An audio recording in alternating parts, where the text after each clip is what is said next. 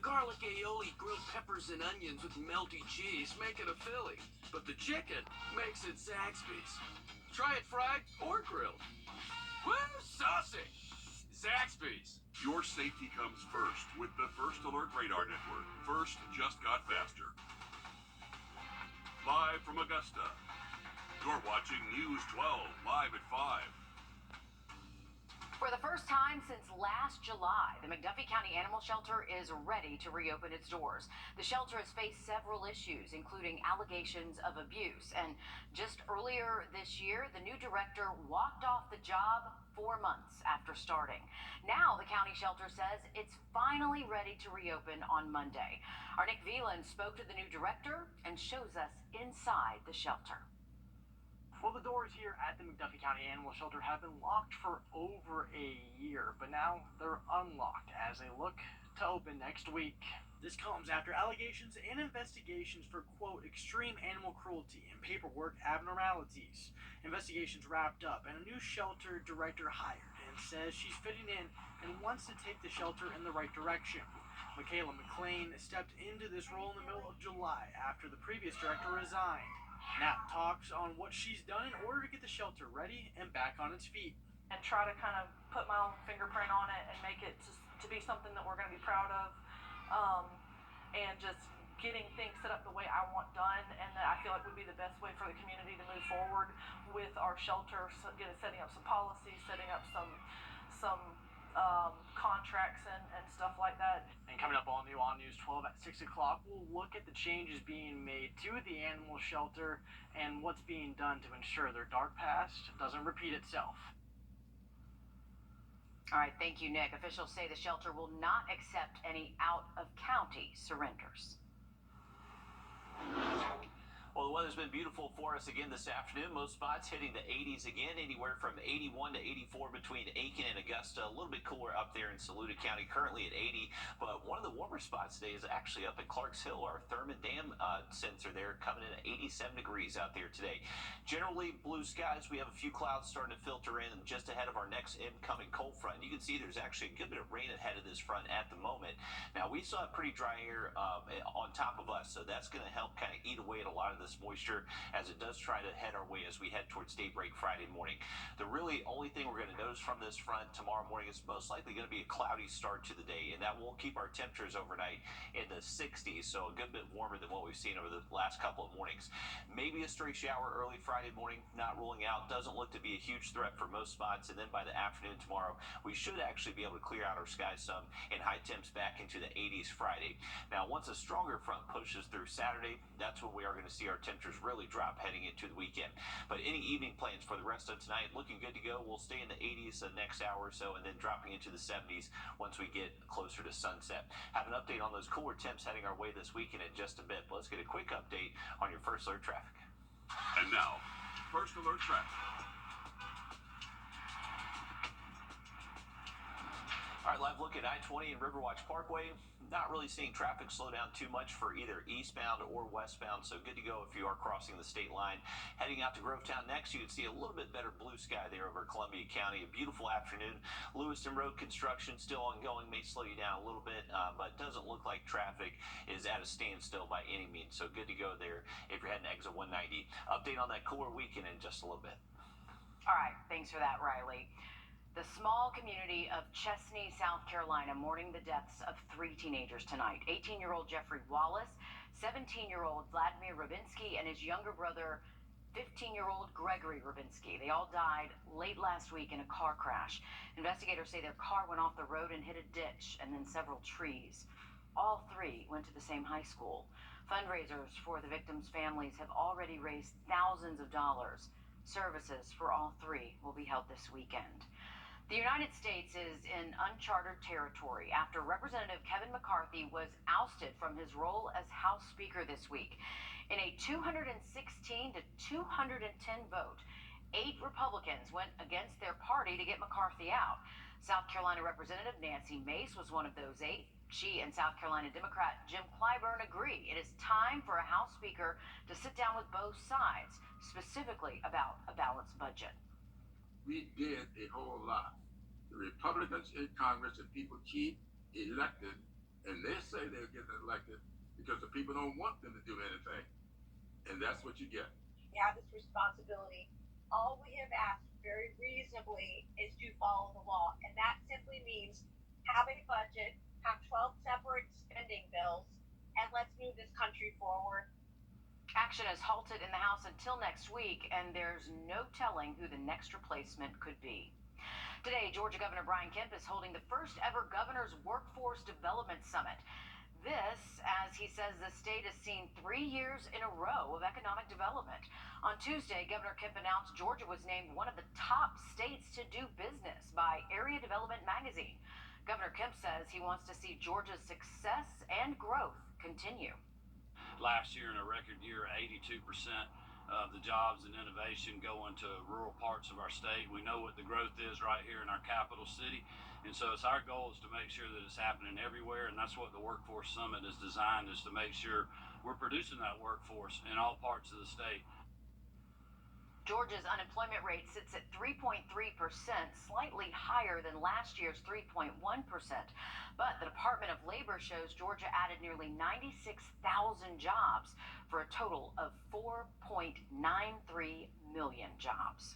Today, top state leaders learned about the challenges facing South Carolina's military bases and what they can do to help.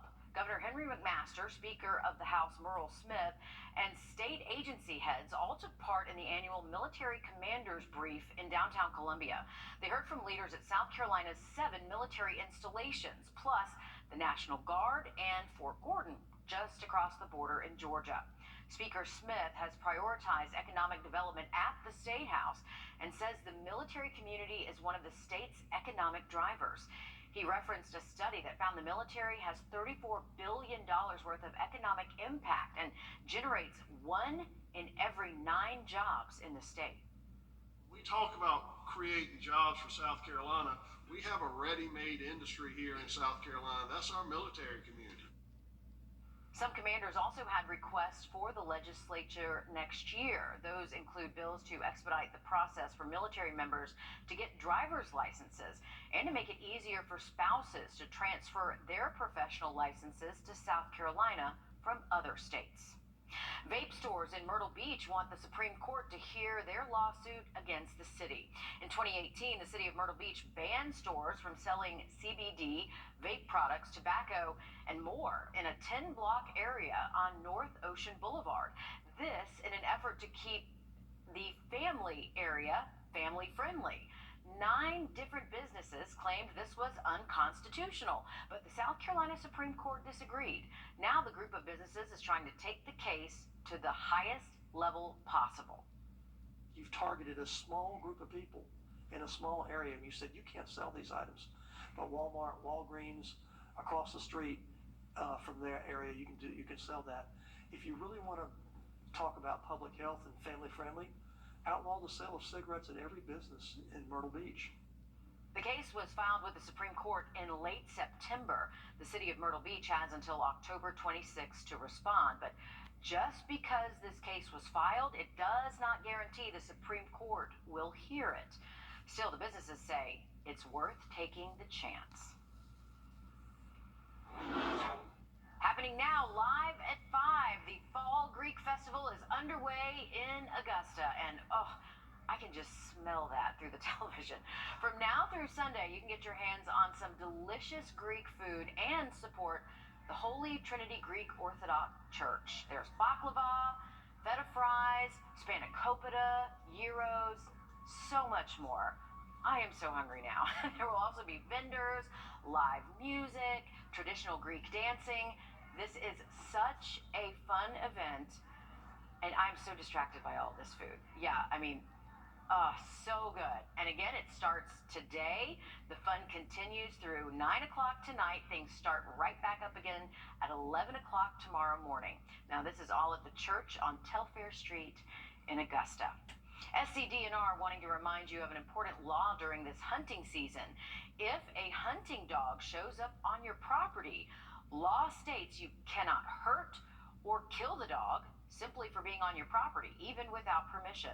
This warning comes after a recent case out of Sumter County where the department says a man admitted to shooting a hunting dog that came onto his property. That case is pending, but breaking this law can land you a fine and jail time. Today marks 1 year since a toddler went missing out of Chatham County, Georgia. Just ahead, a timeline of what we know and who's facing charges. Riley?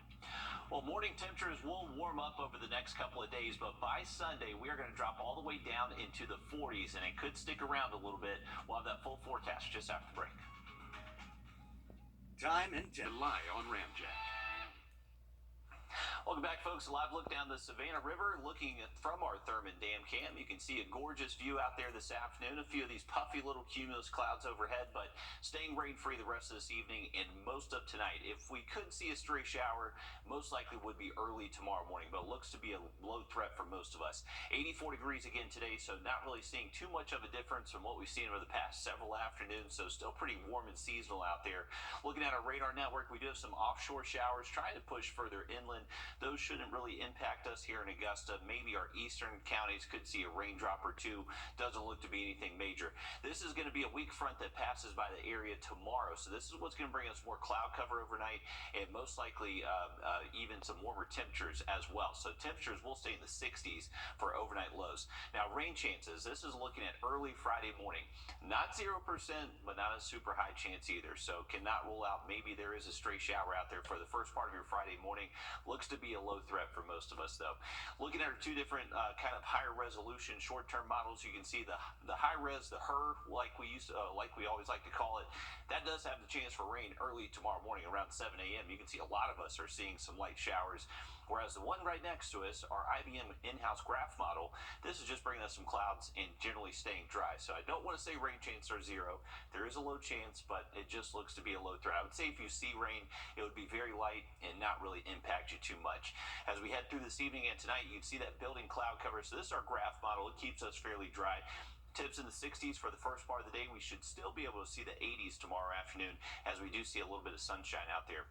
Friday evening for high school football games, good to go. Nice weather in store. By Saturday morning, you can see most of us are still in the 60s, but this is going to be our stronger front that will drop our temperatures Saturday afternoon through at least early next week. So high temperatures Saturday. Right now forecast to be in the upper 70s, generally sunny. It will be a little bit breezy though. As we head into Sunday, how about this? Sunday morning, anywhere from around 40 to 45 degrees for the central and northern CSRA. The further south you go, you'll likely stay in the upper 40s, but this will be the coolest air we have seen in several months. So you're definitely going to need a jacket if you're going to be up there or going to be up early Sunday morning. Here's a look at our day planner tomorrow and Saturday. So beautiful, mild weather again Friday. Remember, low chance for a stray shower early into the day. Generally cloudy for the first part of the day. By Saturday, we bring back more sunshine, cooler outlook as far as temperatures go, and it's going to be pretty breezy out there. Once we get past Saturday afternoon, we're dropping into Sunday morning. Wake up temperatures in the 40s for us, close to 15 degrees below average for this time of year. So definitely, even though it is October, it is going to feel cool even for October standards. We're going to hold on to those 40s Monday, and then by Tuesday, we're back close to 50, but still close to 10 degrees below average with that low close to 50 degrees. So still keeping it cool there for the second week of October. Here's a full look at our 7-day forecast. Looking to stay mostly dry through this weekend, and then into next week, possibility of some rain by Thursday. All right, thanks for that, Riley. Today marks 1 year since Quentin Simon, a toddler from Chatham County, was reported missing. Tonight, his mother, Leilani Simon, sits in jail while she awaits trial for murder. Shay Schrader gives us a timeline of what investigators have learned since day one. Quentin was last seen wearing a light blue Sesame Street t-shirt and black shorts or black bottoms. On day one of Quentin Simon's disappearance, the FBI joined the Chatham County Police Department in the search. In the days following that search, Quentin's mother, Leilani, was named the prime suspect in his disappearance. Then, on October 18th, a huge break in the case. Officials announced they believed that Leilani had placed Quentin's body in a dumpster and that it was in a landfill, then launched an extensive search of the landfill off Pine Barren Road. This will not be quick, it will not be easy, and the outcome is uncertain. While the search was ongoing, Leilani was not in custody. Memorials for her son grew, but protesters against her gathered outside of her home as well. During that time, we spoke to Leilani in the only interview she's given to date. I am not running and I'm not hiding. And if something does come up that I am at fault, I will take myself to that police station. On November 21st, just before Thanksgiving, CCPD announced that against the odds, they had recovered Quentin's remains from the landfill. Leilani was arrested and charged and was eventually indicted on 19 counts, including malice murder and felony murder. These are the cases that keep us up at night. These are the cases that deserve justice. There is still not a set trial date for this case. Several filings are on the table made by Leilani's defense team against some evidence the prosecution wants to give in the case, including statements Leilani gave police during the investigation. There is a motion hearing set for early December where a judge will take those filings into consideration. A man in prison for manslaughter has his conviction overturned. Now a victim's family member says it's their worst nightmare. After the break, how they say they're fighting for justice once again. First Alert Radar. The overturning of a man's manslaughter conviction is leaving a victim's family feeling overwhelmed and betrayed tonight. One South Carolina family says they thought their fight for justice was over, but now they're back to square one. Melissa Rodemaker has that story. All they wanted to do was get their son back. And I can understand that. Problem is, my family ain't gonna get their son back. There is no overturning death. Herman Manigault III, affectionately known as Trey, was shot and killed outside a nightclub in Hugie in 2013. His cousin was there. I went from being his cousin to being a witness to being a pallbearer all within a week. A jury convicted Shaquille Washington of manslaughter in the shooting. The trial had multiple witnesses describing a chaotic fight scene.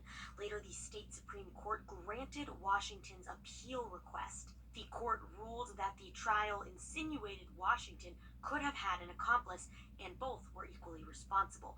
The court did not think there was evidence for the accomplice argument.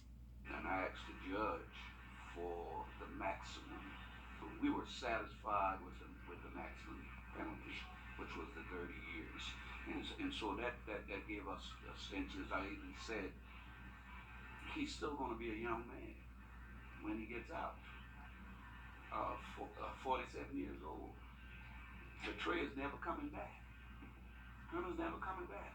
And we were satisfied at that moment. But now to relinquish all of that. Washington's appeal does not wipe away his charges in the shooting, but starts his case from scratch. He's expected to appear in Berkeley County Court on October 25th to determine what's next. How you can make a decision like that without the parents of the victim being present? I don't feel that's justice. Prayer, support each other, listen. That's about all we can do right now. The Jenkins family says they will be at the hearing later this month and will never stop fighting for justice. Well, it is Thursday, which means we have our latest winner for our Plunkett Heating and Air Sunshade giveaway. Congratulations to Margaret Freeman from Louisville, Georgia. To get your own sunshade, just go to WRDW.com, click on contest, and you can enter your email right there. Now look at that 7-day forecast just after a quick break. The fresh type everyone.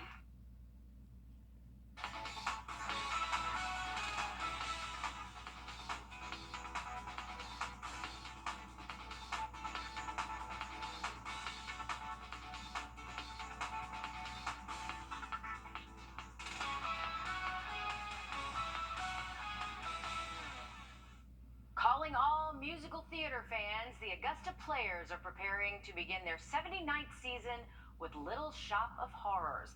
It's described as a tongue-in-cheek comedy about a man-eating plant. Opening night is tomorrow, followed by performances on Saturday and Sunday. According to the Augusta Players site, more than half the available tickets are already sold, so you want to get yours quick. Go to the AugustaPlayers.org to get your own and support Augusta's premier theater company. And Riley, there is a cameo by our own Richard Rogers. So everybody keep their eyes peeled. Absolutely. And I mean, it looks like quite the production. Some of those props and costumes, I mean, that is good stuff. So definitely support the Augusta Players. Should be a great performance they put on out there over the next couple of nights. Hey, a live look over the upstate and North Georgia. So we're checking on our fall colors up there. Right now, still pretty green into our camera in Dahlonega. So this is actually at the University of North Georgia Dahlonega campus. A beautiful shot here. You can see some of the mountains in the background, but everything's still pretty green. This is our camera up at the Greenville ETV office, and you can see in the distance there in the upstate some of those mountains, and also looking to still be pretty green. So really the only fall color you can find in the southeast is those higher elevations of the Smoky Mountains, mainly in western North Carolina, to where they are starting to see some pretty good color. Here's a live look over Clarks Hill Lake from our Thurman Dam cam. You can see a beautiful calm afternoon there up at the lake. We do have some clouds moving in, so that's going to be a sign of a cold front heading our way tomorrow, then a stronger one moving through on Saturday. Cloudy start Friday, generally partly cloudy into the afternoon. Then we're looking at abundant sunshine and temperatures well below average for the weekend. All right, fall is definitely here. Thanks for joining us. Much more live at 5 coming up after the break. Don't go anywhere.